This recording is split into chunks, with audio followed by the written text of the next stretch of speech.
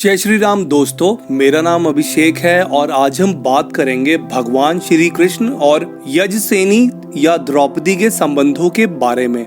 इस रिश्ते के ऊपर आधुनिक उपन्यासकारों ने काफी बार अपने दृष्टिकोण से अलग अलग रंग भरने की कोशिश की है। टीवी सीरियल्स में विशेषकर बी.आर. चोपड़ा में उनके संबंध भाई बहन की तरह दिखाए गए हैं। स्टार प्लस महाभारत में परम मित्र और मार्गदर्शक की तरह। दोस्तों साथ में बोलना चाहूंगा, स्टार प्लस महाभारत में इन दोनों के संबंधों को बहुत अच्छी तरह से दिखाया गया है। वैसे पुरुष और महिला की मित्रता या फ्रेंडशिप पे आज के युग में भी लोग उंगलियां उठाते हैं या उस पे अपनी विशेष राय जरूर देते हैं। तो क्या हो सकता है कि द्वापर युग में द्रौपदी और श्री कृष्ण मित्र की तरह रहे होंगे? कुछ मॉडर्न फिक्शन राइटर्स जैसे इरावती कार्वे युगांतर या दुर्गा भागवत के मराठी उपन्यास में उन्होंने अपना व्यू देते हुए ऐसा लिखा है कि द्रौपदी को कृष्ण से विवाह करने की इच्छा थी। और यूट्यूब पे तो इस बात पे कुछ ऐसे वीडियोस भी है जिन पे कुछ ओपिनियन देना बहुत मुश्किल है। श्री कृष्ण बलराम के साथ द्रौपदी के स्वयंवर में आए थे सिर्फ उनका विवाह और आगे चल के आर्यव्रत की नियति को बनते हुए देखने के लिए। स्वयंवर में अर्जुन और द्रौपदी का विवाह हुआ। स्वयंवर पश्चात वह पांडवों और कुंती के पास गए श्री कृष्ण, और उन्होंने बताया कि वह पहले से ही पांडवों को पहचान गए थे। जैसा आजकल के टीवी सीरियल्स में दिखाया जाता है कि कृष्ण द्रौपदी को वर चुनने के बारे में या अर्जुन को द्रौपदी के बारे में बताते हैं या अर्जुन को द्रौपदी की सुंदरता के बारे में बताते हैं, ऐसा कोई वर्णन विश्वसनीय पुस्तकों में नहीं है। द्रुपद के साथ कृष्ण का भी यही इच्छा थी कि द्रौपदी का विवाह अर्जुन से हो। पांडवों के राजसूय में उन्होंने सभी वरिष्ठ राजाओं में कृष्ण को विशेष सम्मान दिया था, जहाँ पे श्री कृष्ण ने शिशुपाल का वध किया। द्रौपदी को ये पता तो चल गया था कि उनके परिवार के प्रमुख हितैषी और रणनीतिकार श्री कृष्ण हैं। पांडव भाई भी सभी प्रमुख बातों पे श्री कृष्ण से विचार करके ही निर्णय लिया करते थे।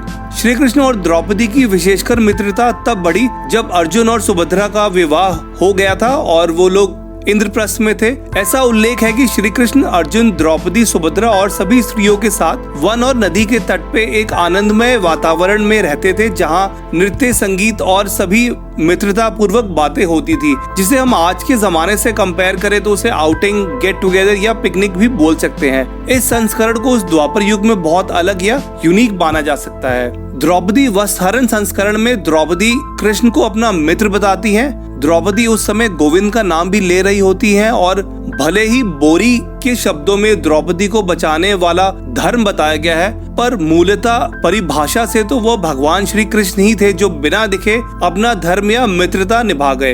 एक दृश्य दिखाया जाता है टीवी सीरियल्स में कि श्री कृष्ण की उंगली से रक्त निकल रहा होता है और द्रौपदी उस चोट पे कपड़ा बांध देती है। दोस्तों ऐसा कोई भी उल्लेख किसी भी विश्वसनीय ग्रंथ में नहीं है।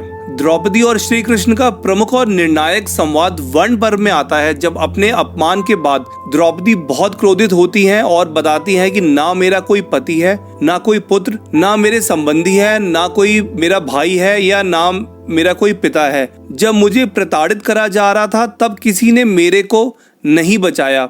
साथ में वो कहती हैं कृष्ण को, तब आपने भी मेरा साथ छोड़ दिया। तब श्री कृष्ण कहते हैं, जिन्होंने तुम्हारा अपमान किया उनकी पत्नियां बुरी तरह से विलाप करेंगी, हर जगह सिर्फ शव और रक्त नजर आएगा। मैं तुम्हें ये वचन देता हूँ कि तुम फिर से साम्राज्ञी बनोगी।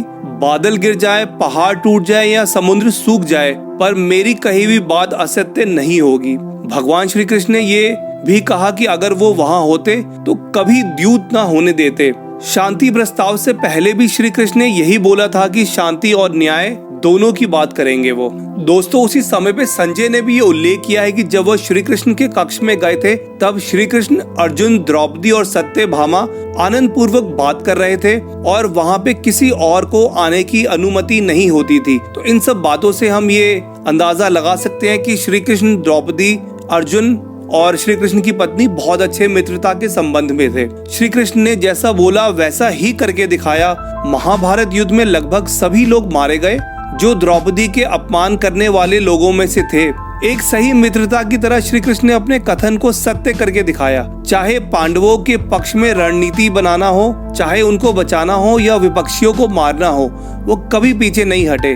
हर युद्ध के महत्वपूर्ण मौके पे उन्हें, चाहे अर्जुन या कर्ण का निर्णायक युद्ध हो या भीम दुर्योधन का युद्ध हो, या अर्जुन को गीता का उपदेश देना हो, भगवान श्री कृष्ण सदा उद्देश्य को पूरा करा और द्रौपदी को दिए हुए वचन का पालन करते रहे। युद्ध के अंत में भी उन्होंने परीक्षित को जीवन दान देकर पांडवों की पीढ़ी को बचाए रखा। दोस्तों, इस प्रकार के संबंध को हम भाई बहन या संबंधी नहीं मान सकते, अपितु एक परम मित्र, शुभ चिंतक, मार्गदर्शक और एक भक्त और भगवान का संबंध ही बोल सकते हैं। जरूरी नहीं है कि हर किसी को भगवान से प्रेम ही करना पड़े। अपने भक्तों को भगवान किसी भी रूप में मिल जाते हैं। इसलिए बेहतर है कि हम कुछ चंद फिक्शन राइटर क्रिएटर्स की बात में ना आए और सभी ग्रंथों की विश्वसनीय पुस्तकों को खुद अध्ययन करें।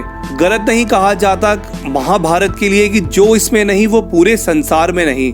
उन युगों को समझना आज के हिसाब से और उनको आज के समय से मूल्यांकन या इवैल्यूएट करना सही नहीं होगा। सीता माता को किस मनोस्थिति में अग्नि परीक्षा देनी पड़ी, या श्री कृष्ण ने कैसे द्रौपदी को बचाया, या द्रौपदी को 5 पतियों से कैसे विवाह करना पड़ा, इन सबको लोग आज के समय से विश्लेषण करेंगे तो अपनी सोच के हिसाब से इसमें कुछ भी रंग भर देंगे या कंक्लूजन निकाल देंगे। हिंदू ग्रंथों के मूल्यों के हिसाब से अपने भगवान पे पूरी तरह से भरोसा करना और उनकी शरण में आ जाना ही आपका कल्याण करेगा।